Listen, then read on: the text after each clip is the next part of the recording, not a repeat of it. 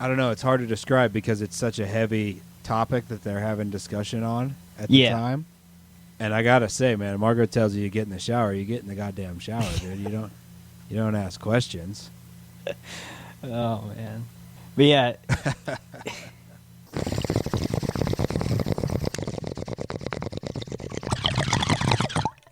Hail Toddo. What's going on? We got a podcast, The Buff and the Blazer. If I was a listener, where would I go to find more? You can check us out on our website, thebuffandtheblazer.com. Drew over there writes a article that goes along with every single episode. You can find all kinds of little extras on the articles, and you can listen to the podcast right there. Also, you can subscribe wherever you get your podcasts. And, of course, we're on Twitter at Buff and Blazer. Follow us there. Get those clicks, people. The Buff and the Blazer.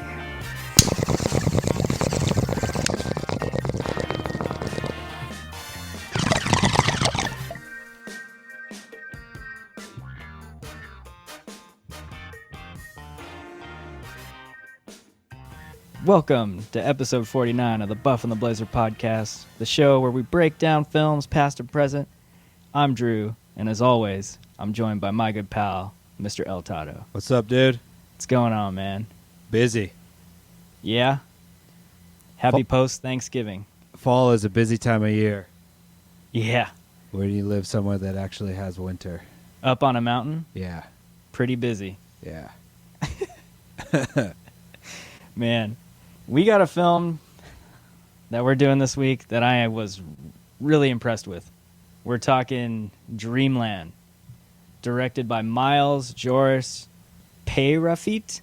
Sounds French? Don't know if it is. Perafite. Perafite. Okay.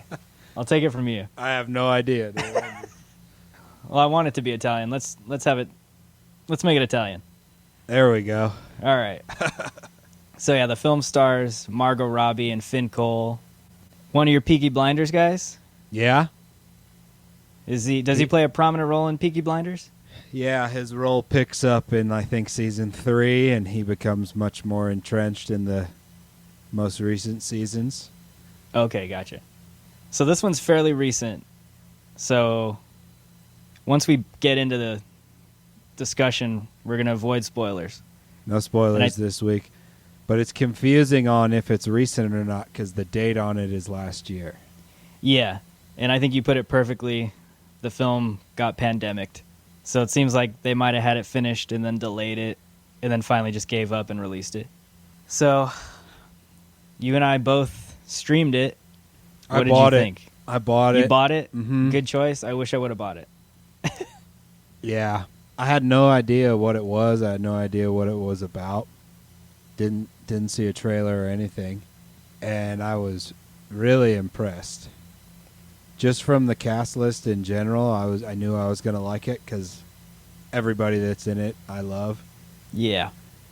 But what I appreciated about it the most was it wasn't really a hero story. It was a different kind of story entirely, which was extremely refreshing. And then, like, from a technical standpoint, it was gorgeous, man. Yeah. And it falls right in line geographically with a lot of the movies we've been doing, but it's the American step this time. Yeah. I should have mentioned in the beginning, we're getting out of Kazakhstan and coming back to the U.S. of A. Yeah, the plains, and it's a cool era historically, right? Dust Bowl, Depression era in the Southern Plains. And I loved it, man. It was you think really like this good. era is ripe for storytelling, and we don't have a whole bunch of stories that take place during the Dust Bowl. There's some famous novels, right? But modern like time movie making, yeah, you're right. So yeah, I had watched a trailer, and to be honest, I wasn't expecting a whole lot from this movie. I was expecting it to be kind of like one of those smaller indie films that's tucked away, that's so-so. And I don't know what it was, but I just really connected with the story. And I really liked, like you said, all the technical aspects of it. And I think this is one of the most beautiful shot films of this year. And there's a scene in particular that blew me away. the way it was designed. And we'll talk about that in a bit. But like I think this film is a great example of the power of visual storytelling and what the camera can do to enhance a story. But yeah, I really enjoyed it. I kind of feel like the way you feel about the technical stuff, Uh-huh. I get those same types of like connections with geography, like when a movie is drastically linked geographically to somewhere and it's a big part of the story. Right. Like, I dig that shit. Yeah. I love it so much because Well, let me ask it you brings this. like nature into the story way more. Yeah. And with this film too, the setting plays right into the plot. Like it influences It drives all it, the right? events. Yeah, exactly. So it was interesting to see. What would you characterize this film as in terms of a genre? Just like a drama. A drama? Yeah, just a straight drama. Okay. Is that off? Am I way No, off? it's not off. I also think you could kind of slap a romance label on this too. Oh yeah. Well, of course, yeah. But not in the traditional sense. And like I'm writing the article for this movie, and I think I called it a romance, but one that doesn't dive into that naive territory. It has consequences, and there's sort of a grit to it too, like a real world grittiness to it that I think is brought out by the setting. Like a the Dust realistic Bowl. romance. Yeah. And like the performances in this movie, they're incredible. But I'm getting ahead of myself a little bit. So, let me ask you this. Going into the film, like I'm sure you saw the poster. I You didn't didn't see watch the trailer? anything, man. You didn't see anything? No. You just went straight into it. Had never heard of it. Okay. Then maybe I'll start. All right, go for it, man. Yeah, give me your kind of take of talking around the story because we kind of need to talk around it Yeah. quite a bit to not give. Well, I think we anything can away. give like a general breakdown of the plot. Yeah. So it's basically there's a ransom out for someone that's breaking into banks and shooting people up, kind of like a Bonnie and Clyde type situation, Yeah. but one half of it, and that's where Margot Robbie's character comes in. And on the search for her, this teenage kid gets caught up with her, and kind of shenanigans unfold, and they develop a relationship. Do we ever find out how old he actually is? No. I'm assuming, though, that he's not too much younger than she is. Yeah, I was thinking he was like 18, 19. Or he's supposed Yeah. to be like 18, 19. And I'm guessing she's like 24, maybe Okay. 25. I was thinking maybe she was a bit older than that. I'm not sure, though. Yeah. So that was just my take. So at first I thought this was like a remake of Blondie and Clyde or something. Yeah, that's what I kind of had when it started. Yeah. But I guess what it does is it takes elements of that story and kind of wraps it into this kind of character drama, this romance. And I just really like where it ends up. And I think there's some clear themes that are set that run throughout the whole film. One of them being this idea of choice and like having a choice to pick a path to go on. And that plays up all the way till the end. I don't know. I just liked how the characters have that much agency in the story. Okay. And you have an idea of where it's going to go, but I like that the way it's set up, you see that the character clearly makes the choice to go that way. That's a really interesting take because I feel like they have lost a significant amount of their agency given the environmental conditions of the geographic region, and they're making their choices based on the factors of where they are in time and in terms of the ecological collapse that's going on. Mm-hmm. That's really interesting because I had that kind of opposite thought the whole time. I was like, if times were good, both of these characters probably wouldn't be making bad decisions.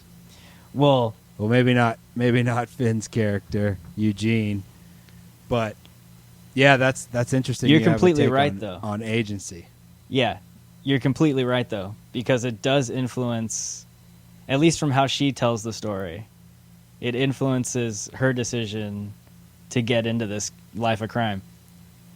But I guess what was interesting to me is she lays out clearly, like, if you do this, which is completely your choice, you're going to follow me down a path that you won't be able to come back from.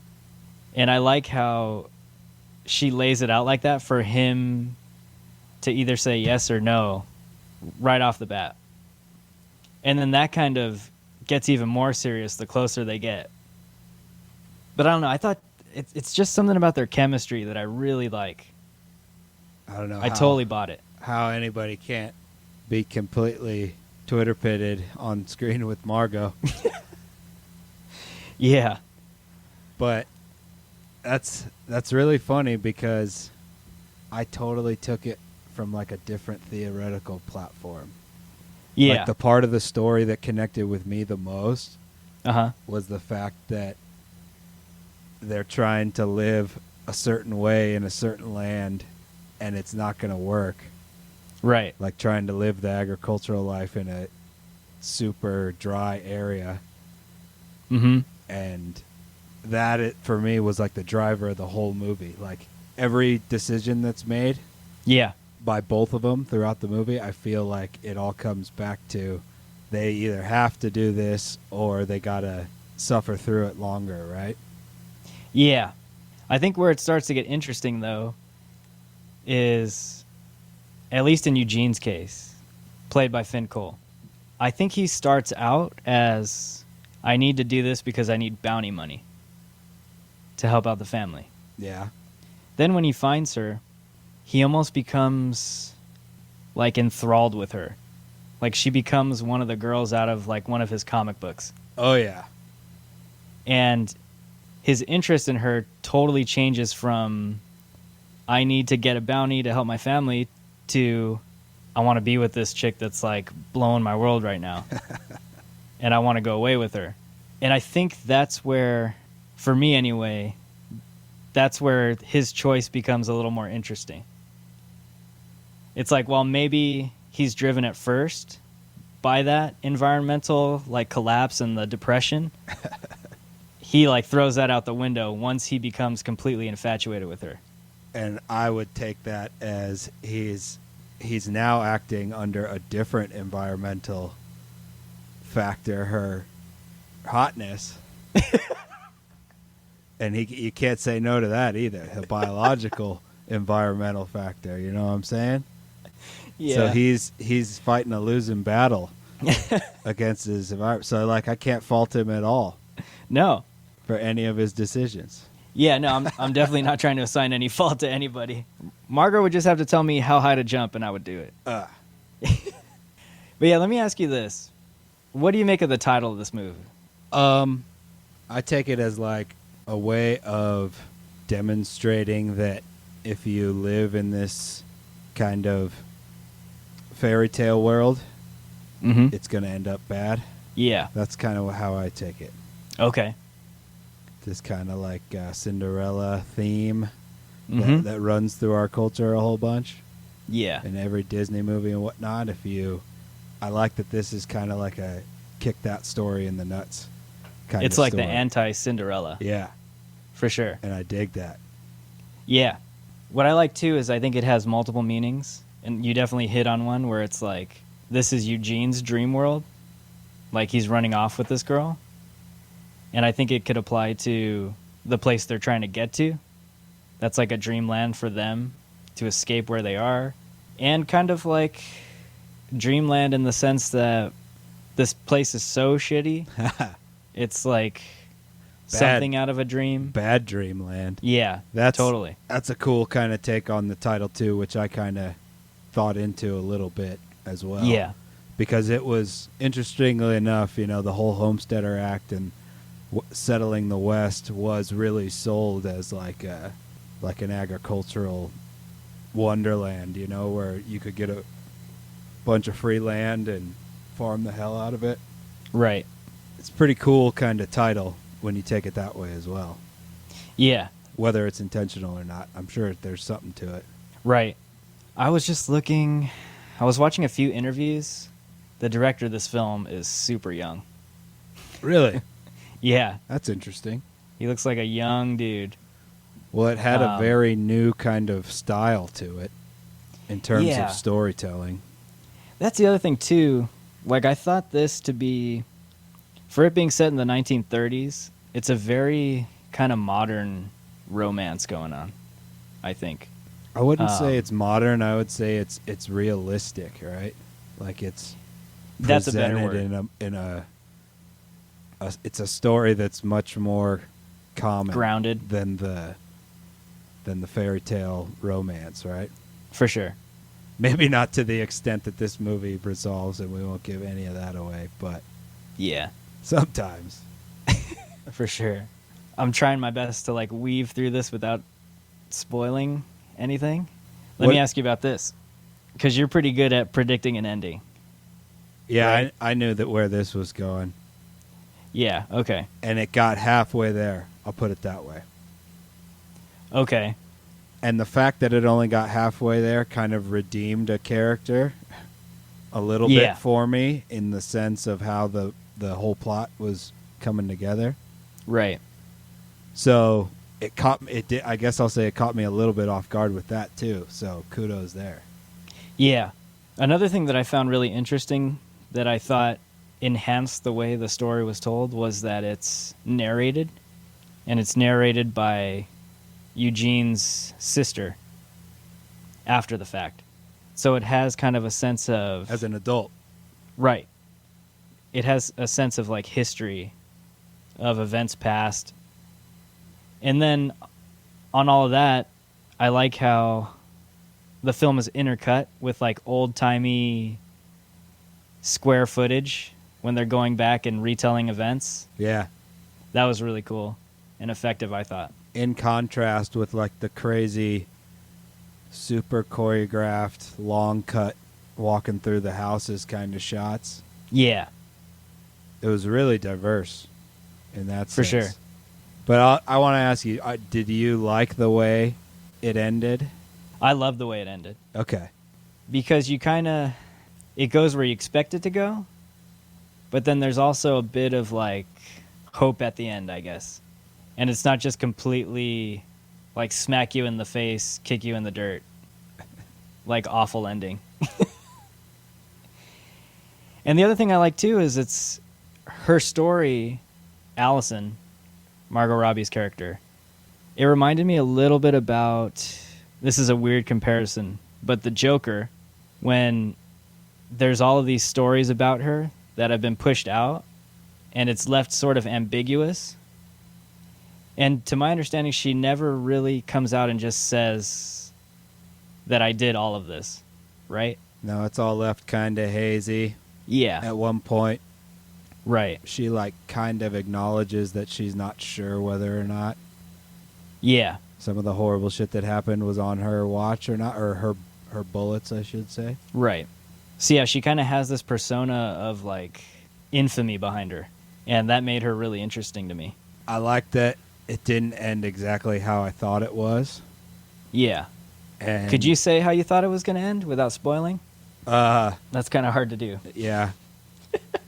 Probably not. I thought it was going to be much more consequential. Okay. That's all. I think I know where you're going with it. Yeah. Yeah, that's what I was thinking too. Like, I thought it was going to have a total Bonnie and Clyde type thing. Well, and in that, it kind of redeems the other character a bit. Yeah. And we can't give him away. Right. Otherwise, you'll definitely know what's happening. But anyway. So, yeah.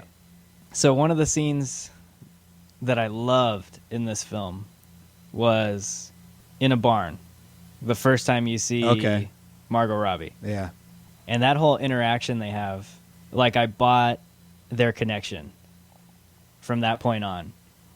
Something traumatic like that, it's always a great way to kick off a connection between two characters.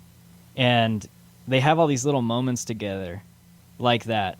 So by the end, I bought that he was like completely ready to just go off with her. Yeah, I kind of I bought that he was ready to go off with her the second she came out from behind the tractor, dude. Okay. How could you not? Right? But she's a bit devious, right? Yeah. She like plays that role of knowing her powers and using them to her advantage, right? Yeah, for sure. But at the same time, too, she lets him decide for himself, Yeah. which I thought was interesting. But yeah, rather than totally just like swooning on him, even though he ends up following her anyways, she clearly like lays out the choice for him. Yeah. Yeah. I don't know. It's hard to not El Toddo's smiling over here. see where that part's going, you know? Yeah. Just from like I'll say this, you kind of get where everything is going pretty early on, Right. and it doesn't really throw you through any major loops plot wise. However, it's still extremely entertaining and a different way of storytelling. Yeah. But what I about asked some of the you- characters, man? Okay. Before we get into that real quick, I want It's to ask hard you to this, keep dude. talking about the story without just blasting it. Yeah. So before we get into character, I just want to ask you this last question. So I said that I would label this somewhat of a romance. What would you say about this film that makes it a different kind of romance from other traditional stories? Like, okay, so I guess we kind of have seen this type of love story before, Uh-huh. but it's a bit twisted from Okay. the classic kind of like Bonnie and Clyde style. Yeah. It's a bit twisted from that too, because I think the amount that the time period and the place where they are is playing so much of a factor that it's not just like your cliche criminal love story, right? Right. That's where I say it differs the most Okay, cool. from your like classic, and it's nothing like the Cinderella story at all. No. So like, yeah, it's almost like a third kind of little zone of love story romance. Gotcha. Maybe similar. No, that's not a good comparison. I was gonna say True Romance, but maybe in the same ballpark as that. Okay. Yeah. Yeah. All right, well, let's slip into character a little bit here. Let's pick out favorite performance. How about that? Okay, if we have to just go the straight favorite performance, I'm gonna go with Darby Camp. Okay. She plays her as an adult as the narrator, which isn't her voice. That's Lola Kirky, but Phoebe Evans, Eugene's Mhm. little sister. Right. That was probably my favorite performance. She was like, every line she had was like the most hard hitting in the whole movie. Every time. Gotcha. You see what I'm saying? Yeah. Even her little shit where she's like, stop drawing it out, just fucking leave. And stuff like that. Coming from Yeah. like she's like supposed to be like 11, 12-year-old kid. Yeah. She was my favorite performance. Okay. All the other performances, Travis Fimmel, Margot, and Finn, they were all like exactly as good as I thought they were going to be. Okay. But I was kind of like the most Surprised. because I've never seen Darby Camp before, but I really liked her in the movie. Okay. What about you? All right. Aside from the obvious, I really liked Stephen Din as Joe Garza, Oh, okay, yeah. like the friend. Yeah. I just liked how he plays off of Eugene, and you can tell that they've been buddies. And he's kind of that, like, trying to be that voice of reason for him. And I don't know, something about the way he plays off that, like, playful brother kind of relationship to Eugene. It was kind of nice. And then I really liked Travis Fimmel. So are you new to him? No, Oh, okay. I know him from Vikings. Yeah, fucking Ragnar. And there's, like, something about him that's just completely intimidating. He has, like, a stare that looks like he just wants to whoop you every time. Yeah, he's always in this space of like completely losing it. Yeah. Like, just on the verge. but never getting there. Right. Yeah, it was kind of cool to see, because so in real life he's Australian, right? Australian or yeah. And then on Vikings he has that kind of weird made up accent Yeah. that they do on that show. And then to see him do like a really hard Texas accent in this Yeah. was kind of cool. And right at first I was like not really buying into it, but that was only like maybe the first couple lines, and then I kind of settled into it, and I actually really liked his performance a ton. Yeah, I was surprised with all the accents in this film, to be honest. Margot Robbie's, I thought, was really natural in a sense. Yeah. Like, I know she's a great actress, but no joke, like, talking about her, this has to probably be one of my favorite performances of her. Okay. In her career. Just something about, like, she has this raw strength about her in this movie, but she's also very vulnerable at the same time. Yeah. And then on top of that, yeah, you do get this little hint of, like, manipulation. Yeah, she's hitting a bunch of different levels. For sure. She's like the boss lady, don't tell me what I'm going to do. She's like the sympathetic, I don't deserve any of this. Yeah. She's like the seductress. Yeah. Yeah. She seems pretty complex. Super complex. Did you And like I love how characters like that. Did you like how sometimes at a point where you expected her to go into monologue, it would switch to the narrator? Yeah. It happened, I think, twice. Mm-hmm. I thought that was pretty interesting. And I think that's why I like the narration so much, because it does some of that heavy lifting. Well, and it also kind of gives the context that, like, nobody really knows what she said to him. Right. But whatever she said, it convinced him, which kind of gives that air of, like, the deception factor. And the other thing, too, that's interesting is you don't really know from whose perspective this story is being told from. Even though his sister's narrating it, she didn't see half of the stuff. Yeah. So it's almost like, from whose point of view is this story being told? And that's kind of interesting on its own level. Yeah, and the whole part about how it's kind of like a legendized story anyway. Yeah. Like a Depression era legend story. It's pretty interesting. Yeah, for sure. What did you think of Finn Cole in this movie? He's damn good. Okay. Totally believable. He had some of the heaviest emotional scenes we've done all year. Yeah. Which was really good. At the end? Yeah. Mm-hmm. Really intense. And then I guess from like a generational standpoint, like he's a pretty relatable character, being a dude, being a, I guess, middle-aged, but memories mostly in the same age that he's at, kind of age person. Yeah. What'd you think of him? Because you haven't seen Peaky Blinders, right? No, I haven't seen Peaky Blinders. So I looked at his filmography, and he looks like he's done a lot of TV. And on the other end, Margot Robbie's like this Academy Award nominated like superstar.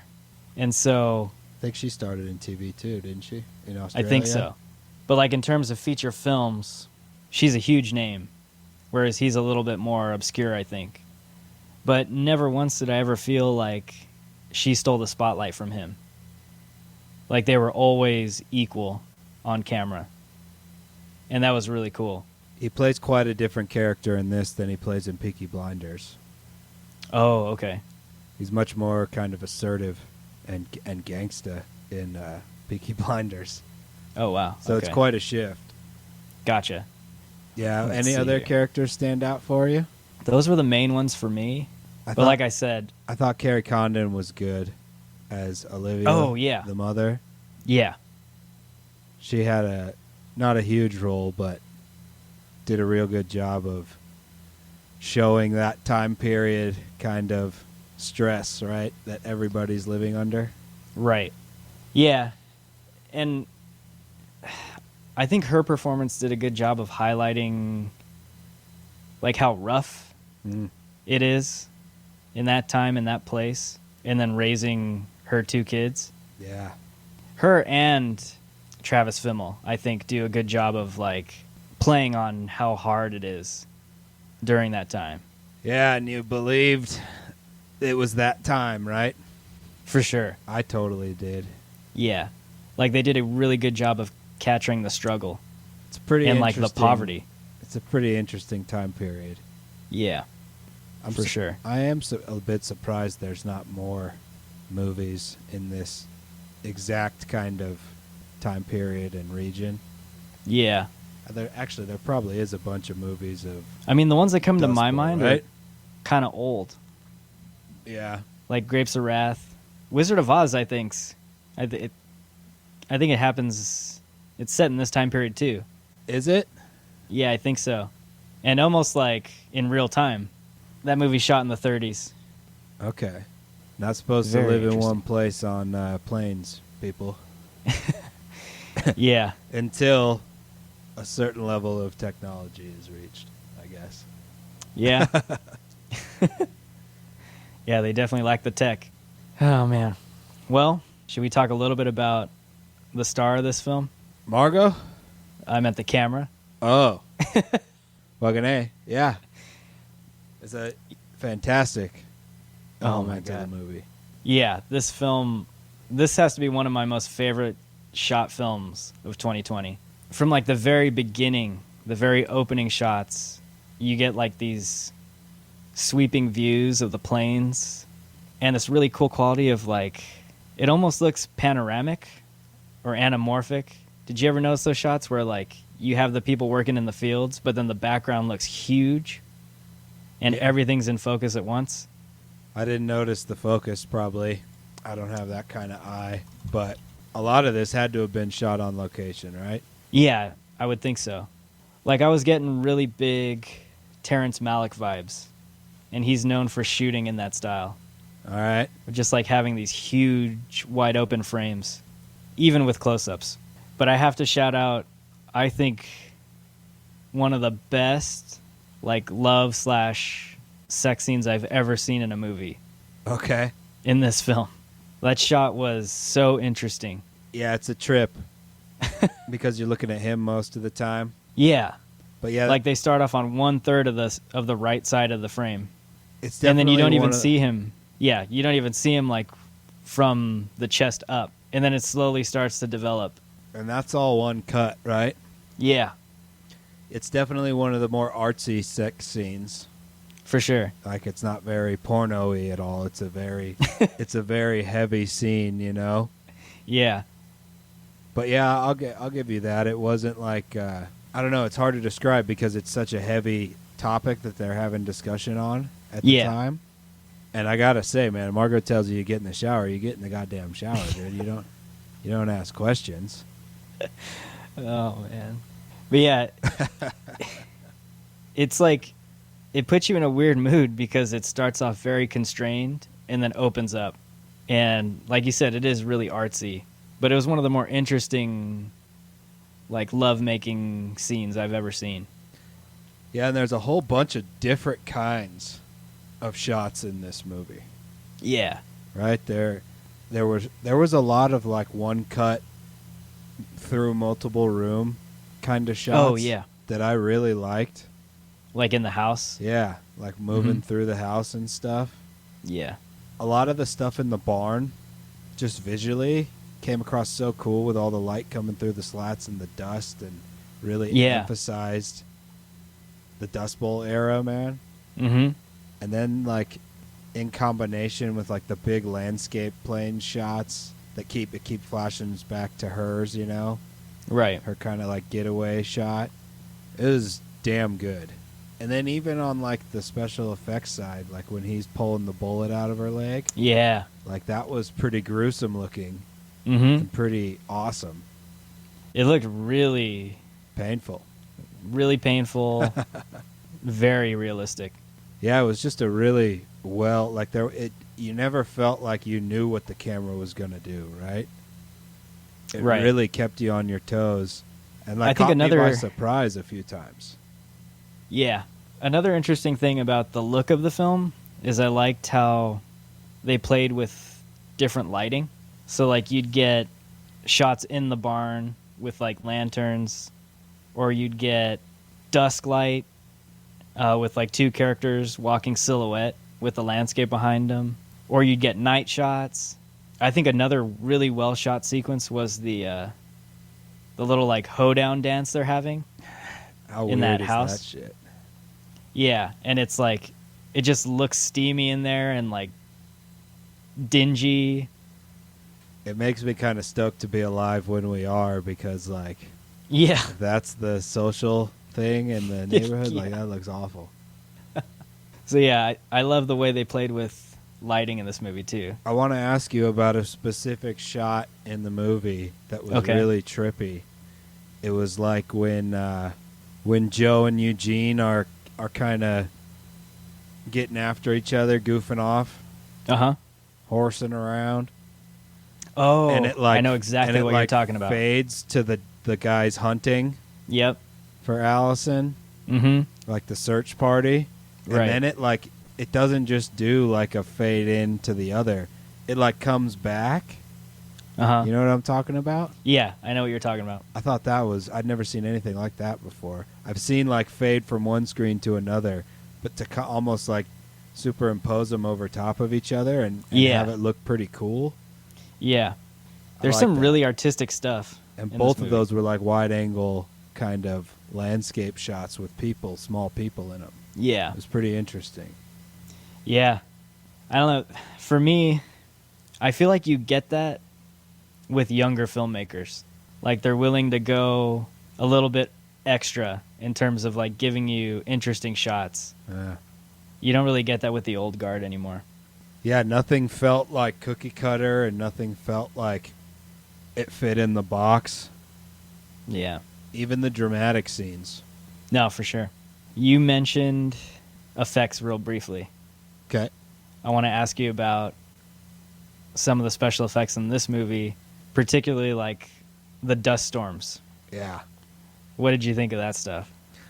I loved it, man. It's kind of like that sandstorm, and I've never even seen the movie, but what is it, The Mummy or something? Yeah. I've watched like educational videos Uh-huh. on the Dust Bowl before, and Yeah. there's some like black and white newspaper photos, Mm-hmm. and like it looked exactly like some of those photos, like just Yeah. a wall. I have been in some pretty big dust storms in the desert before. Uh-huh. Not that looked that crazy, but not much less than that. Oh, wow. Yeah. But I thought it was really cool, man.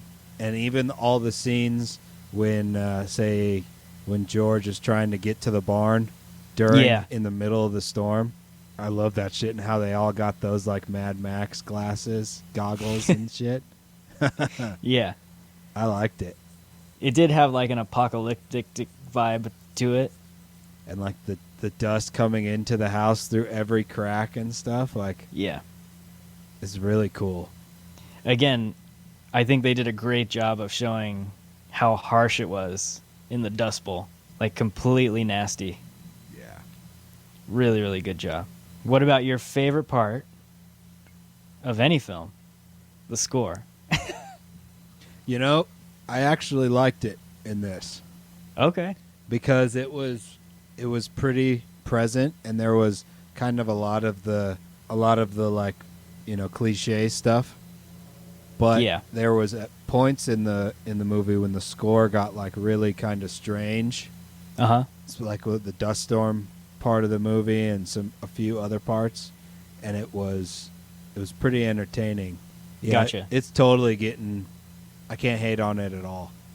Okay, It's cool. totally getting a point for me on that one. I thought there were a couple of points where I noticed it, and it really kind of enhanced things.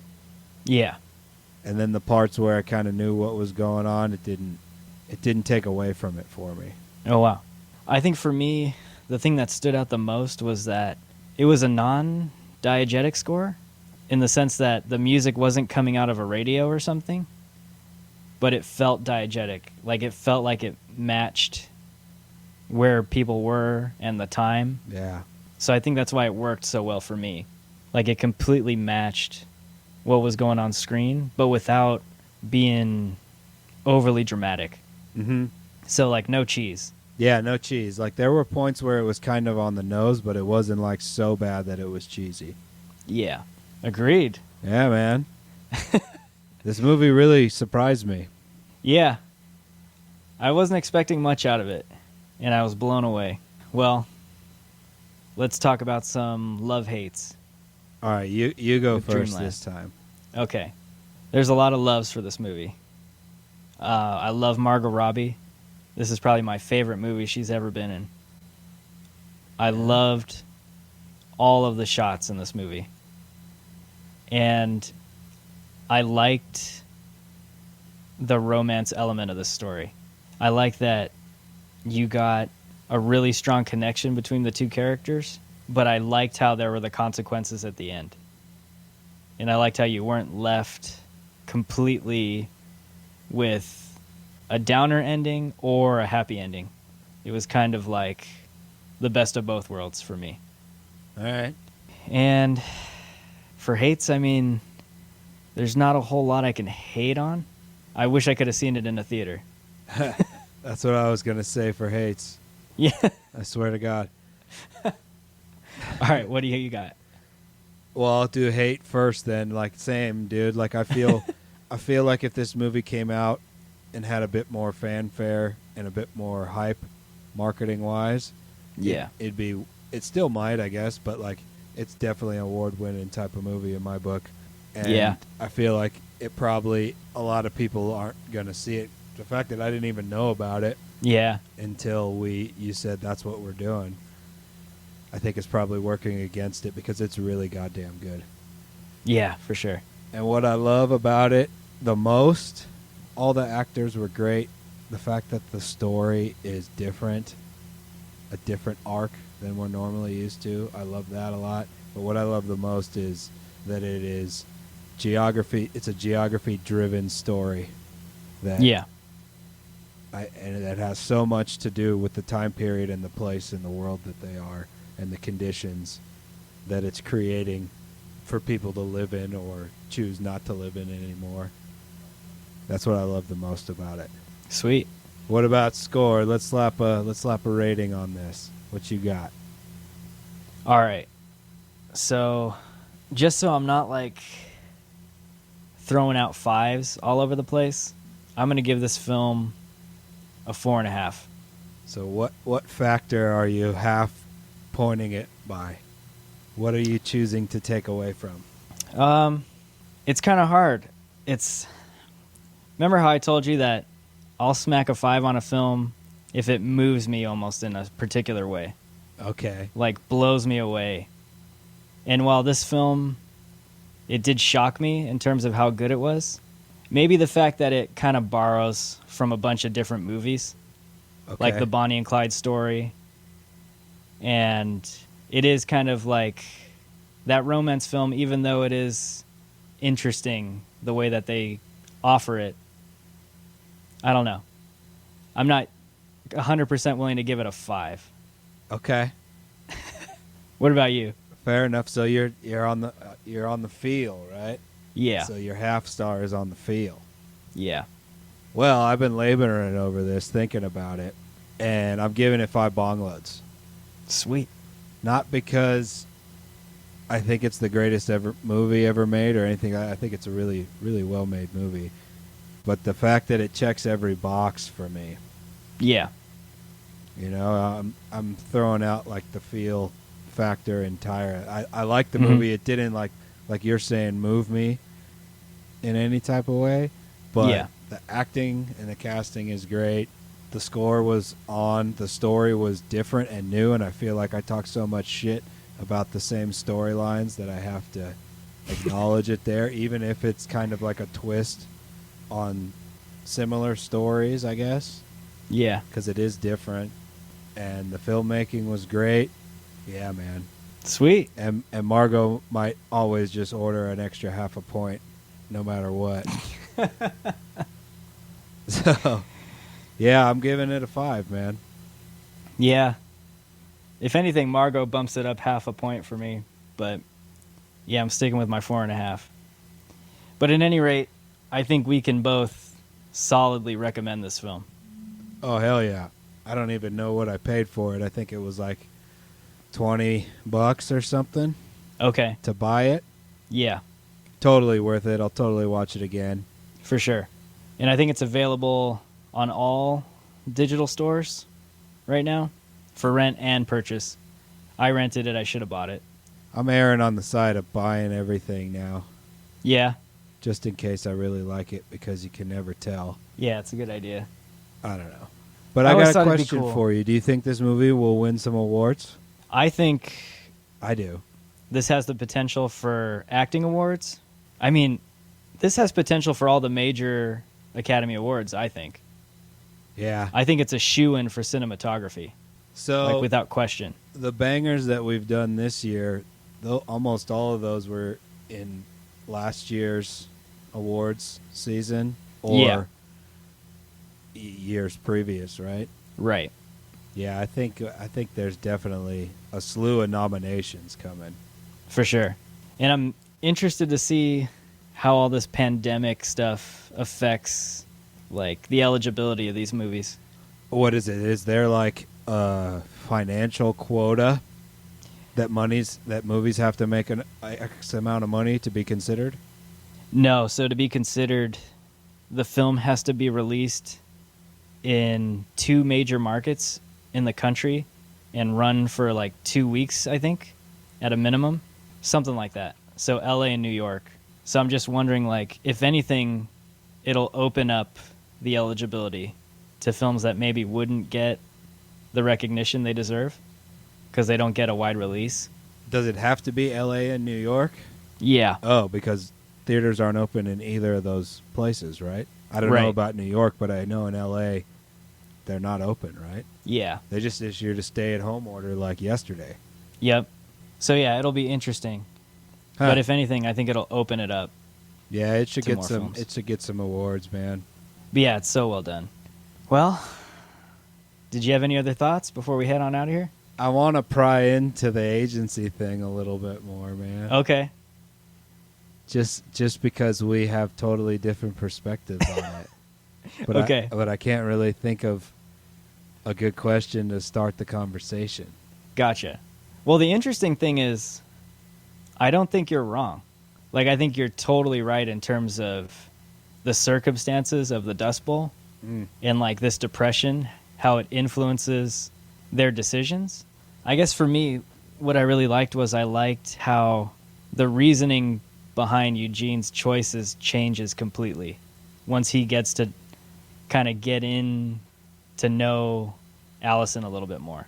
But what I liked about it was that it wasn't all manipulation because she clearly lets him make the choice. And she's even at one point, let me ask you this actually, because there's a couple times where she throws a gun at his feet and is almost like turning herself into him. Had he chosen to do that, do you think she would have let him do that? Or do you think She would have killed she just him? completely knew he wouldn't go that way? I almost feel like they were at a level where she was almost punting on the decision making at that point. Okay. Like she was basically saying, "I'm done running or whatever, Uh-huh. and the only way I'm going to keep this whole charade going is if you kind of make the decision for me." Yeah. You know? Right. So I don't think her intentions were necessarily always good. Like Uh-huh. I'll put it this way. I don't think she always wanted to keep the charade going and keep running. Like I almost feel like she was a bit of a coward in the sense that she didn't want to make the decision to just give up herself. Like she almost needed like a crutch to either lean on to continue or to end it for her as an out. Oh, interesting. Yeah. Okay. You So know you what I'm feel like saying? she was over making decisions for herself. Yeah, because she's so far down the path of choices that you can't change and you can't come back from, Right. that were kicked off by the environmental things, right? Gotcha. And she's so far down that now every decision she makes is made for her from the law standpoint. Uh-huh. Like she has to keep running or end up dead or in jail.